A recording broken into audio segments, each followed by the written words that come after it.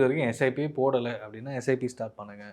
நிறைய பேர் வந்து நான் ஸ்டார்ட் பண்ணி ₹1000 போட்டுட்ருக்கேன் போதுமா அப்படின்வாங்க.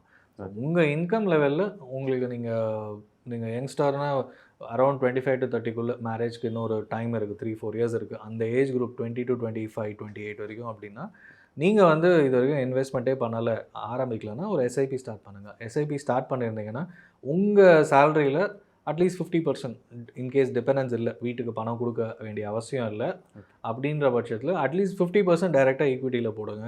அண்ட் அதுவுமே வந்து மல்டி அசெட் அலோகேஷனோ பேலன்ஸ்ட் அட்வான்டேஜ் ஏதோ ஒன்று ஈக்விட்டியோ ஹைப்ரிட் ஃபண்ட்ஸோ நீங்கள் ஆரம்பிச்சிங்கன்னா உங்களுக்கு வந்து பணம் சேர்கிறது கண் கூட பார்க்கலாம். ஏன்னா இப்போ வந்து நல்லா தெரிஞ்சுக்கிட்டிங்கன்னா ஒன்ஸ் வந்து உங்களுக்கு ஏஜ் இன்க்ரீஸ் ஆகும்போது மேரேஜ் ஆன பிறகு டிபெண்டன்ஸ் வருவாங்க, ஒய்ஃபோ ஸ்பவுஸ் வைஸ் வர்ஸா அவங்க, அதுக்கப்புறமா குழந்தை இதெல்லாம் ஆகும்போது உங்களுக்கு வந்து இன்வெஸ்ட்மெண்ட் கண்டினியூ பண்ணணுன்றது நல்லாவே தெரியும். பிகாஸ் த ஏர்லி லெசன் இப்போவே.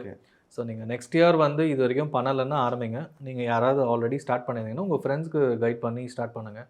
ஏன்னா எல்லாமே ஆன்லைனில் வந்துருச்சு, ஈஸியாகவே பண்ண முடியும்.